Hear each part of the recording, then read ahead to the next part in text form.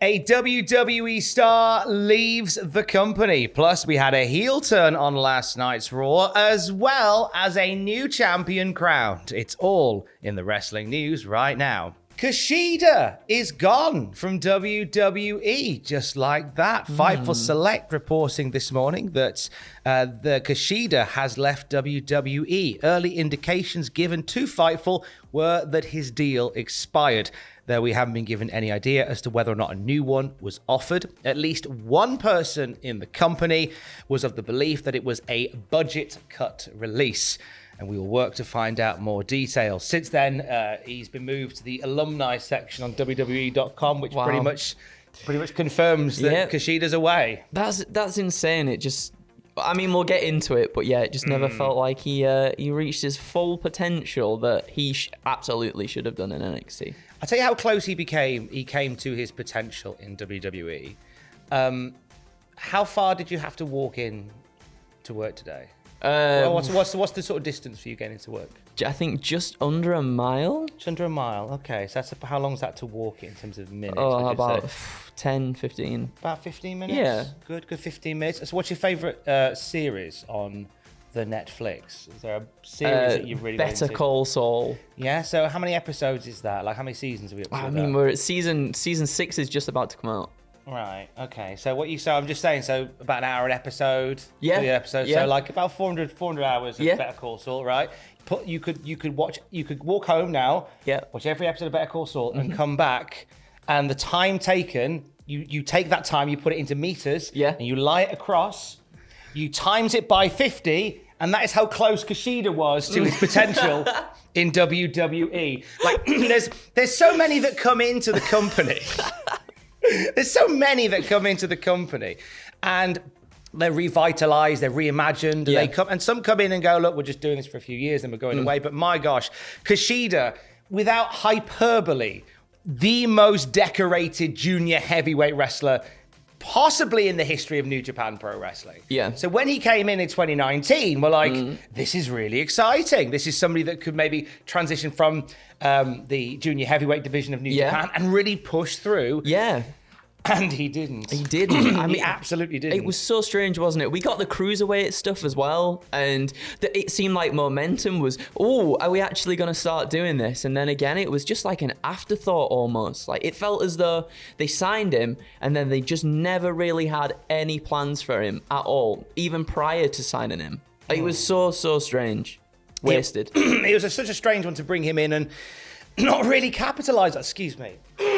He's got it. He's just so choked up, aren't you, Tom? I'm very choked up about Kushida. Is the thing. I'm very choked up about Kushida. But I am gutted because, like I said, there could have been so much more. The last time we saw him compete was on March the 22nd as part of Level Up, and he's just lost matches all the way through his final few months. I think the last 4 matches were L's for Kushida, unless I'm mistaken. And I think a lot of people had questions about the tag team being put with Ikeman Jiro. Yep. I mean, Jacket Time, it was making the best of an unusual situation because you had someone like Jiro who doesn't have the time served like Kushida has. Yeah. So maybe it's a case of a younger talent and an older talent working together. I guess we'll never know now. Kushida is away. Yeah. Obviously, now here's a little bit actually before we get into what happens next. Five will say prior to WWE, of course, Kushida, one of the most decorated in history of New Japan, there was a story regarding Kushida early in his NXT run in which several Performance Center talent recounted to Fightful it took months for the Performance Center to get many people a locker because they were so overcrowded. Kushida being among the most high-profile names to go without a locker. Wow. I don't think that bleeds into why he was released. No. I don't have a locker. I'm leaving. It's just a fun bit from Fightful that they pulled out there. But again, it just feels like the sort of, as I was saying before, like they signed him and then there was just nothing sort of in their minds for him. No. It kind of just was like, we can sign Kushida, so we signed Kushida. That's it, kind of thing. And it's such a shame. It really is such a shame. You see a lot of these high-profile names from Japan coming over. And a lot of them, some of them do make it, and some of them do a really good job as well. They like really thrive in the WWE atmosphere, and then sometimes they bring them in. And I don't know if it's just for the sort of the bragging rights, like, oh, we've got this person, like this really decorated superstar, yet we don't have any idea what we want to do with them. I think Kushida came in around a time where WWE was stockpiling wrestlers. Yeah. So they were just like hiring everybody just to stop them from going anywhere else. And I think Kushida might have been part of that system. No doubt Triple H, who was very, very vital to the system at that point, was very high on having someone like Kushida on the books. Yeah. But then obviously when Triple H goes, then suddenly it's like, oh, this is another guy. And, you know, sometimes you can tell when there is an interest from the higher ups for more. But then of all the people that you saw getting dark match tryouts on Raw and SmackDown, Kushida's name was never on that docket ever. Yeah. Like there was never any interest in trying out Kushida on a Raw or a SmackDown like we've seen with so many. So we'll find out more about this, I no doubt, in the next couple of days. But our lead story for this video, Kushida, is away from WWE. There was another heartbreaking bit of news coming out of Raw last night as we had a heel turn. A tag team split. I know. No, are you crazy? No, imagine such a thing. What Never happened, happens. Andrew? Never happens. Well, after the tag team, so we had the women's tag team title match between Sasha Banks, Naomi, and Rhea Ripley and Liv Morgan. Unfortunately, Rhea Ripley and Liv Morgan did not win the belts. It was a decent match, though, like a really good match between the two. And after the match, Rhea Ripley was very much like, where were you? What were you doing? Why have you done this to me? I hate you. Boof, straight in the back of the head. Rhea Ripley heel turn on Liv Morgan. And seemingly that's it for that team now, which is a little bit of a shame because I think aesthetically they both work fantastically together. Mm-hmm. They really did. And I mean, you know, it's WWE, so you do a good job in building these people as buddies and then things go wrong, don't they? Things go very wrong. But yeah, we'll see what happens next. It was... when asked her backstage about why she attacked Morgan, gave her a whopper of a riptide as well. Didn't she? Like, folded her up. Nearly touched the moon. When asked backstage why she did it, Ripley gave us the classic, I don't know you an explanation type explanation. Yeah. I think this is going to lead to Ripley joining up with Edge and Damian Priest on that little mountain of omnipotence that they're scaling at the moment. That seems an obvious one for me to bring her over there. Absolutely. I was, because obviously we were talking about it as well, and I think a lot of people kind of had that similar idea as well. I thought, what if we get another turn and it's it's Liv Morgan that turns on Rhea Ripley and goes to join them? Because that would be phenomenal. I'd like them both to be part of it, to be fair. But I think Liv Morgan might benefit a little bit more in terms of sort of knowledge and stuff from someone like Edge, you know, a little bit of, I can help you out a little bit here. But, you know, Rhea Ripley's still like a perfect fit for that. I wish they were both in it, though. That's the thing. I wish they were both in that stable. Maybe they'll go that way. It's a weird way to get that way, but they might do. I think Ripley is better as a heel. I agree, She's sublime as a heel.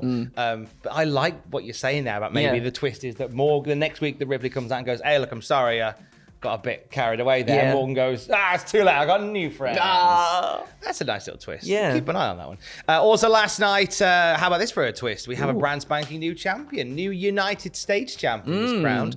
Theory beating Finn Balor clean as a whistle. Clean as a whistle. Yeah. There was bits in this match, Tom, that springboard Spanish fly that Theory did. Just from the sit-down position. That was insane. I was like, Really wow, nice. this is really good. I was a bit trepidatious about Theory just coming in and getting the belt, right, Tom? Yeah. But guess what? He proved himself. That's the thing. I think he's really done a good job improving himself recently. But yeah, new United States champion. Feel a bit sad for Finn Balor there.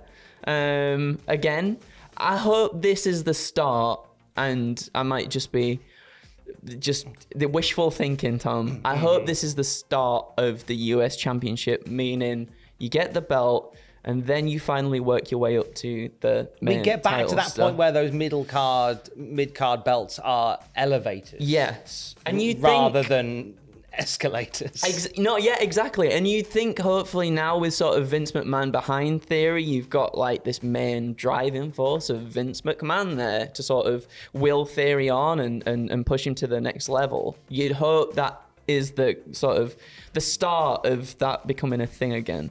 Well, we'll see, because I mean, post-match we did see Mr. McMahon, so we had a group of mid-card heels and such coming out to celebrate. So you had T-Bar and General Aziz holding up Theory. Then Mr. McMahon comes out, and I go, "No way!